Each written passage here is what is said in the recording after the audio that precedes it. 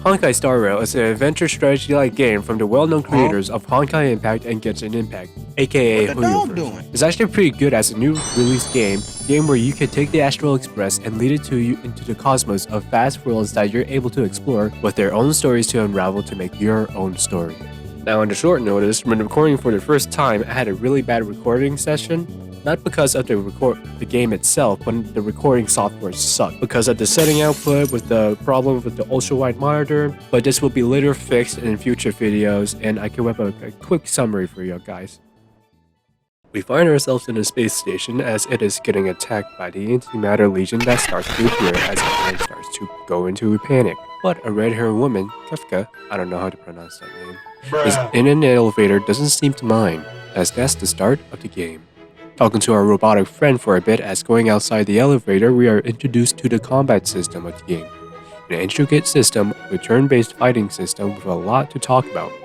So instead of talking about it in this low pixel fight, let's skip to a more clear scene. That's better now, isn't it?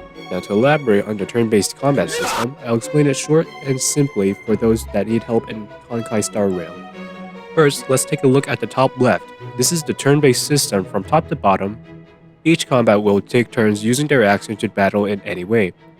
Going to the arena itself, all combatants will line up face to face against each other with your turn now. At the bottom right, these are your abilities that you could use, your simple attack that you could use that you could damage your opponent, and your skill, which depending on your character can do many things such as a stronger attack, give a shield, and or heal.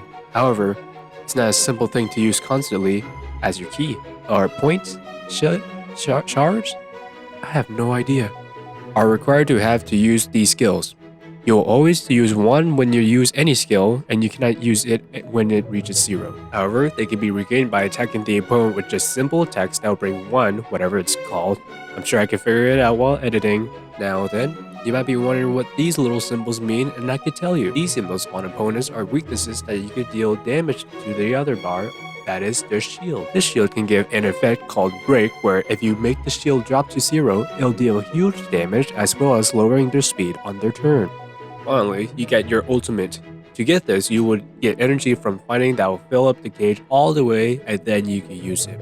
Depending on your character, it will have their own effect, some for damage while others for support. Now that's about it for combat. Let's continue our summary. After many encounters with the Antimatter Legion, you meet up with your IRL Discord monitor. Just kidding, it's Silverwolf, another character to use during your tutorial of the game. Now both searching for a Stellaron, aka Cancer of the Worlds. What? Going to the vault, you find nothing of value until literally glitching the system out to head into the vault that these rare items are hiding behind. Wouldn't you know, the Stellaron was inside here all along.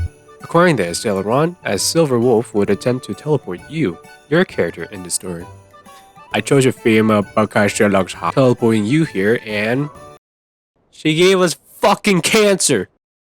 And that's where our story starts. But after that summary, whew, I just gotta say, that was a lot to explain, even though it was probably like 7 minutes. I very much enjoyed this game. Now that's it for today's episode.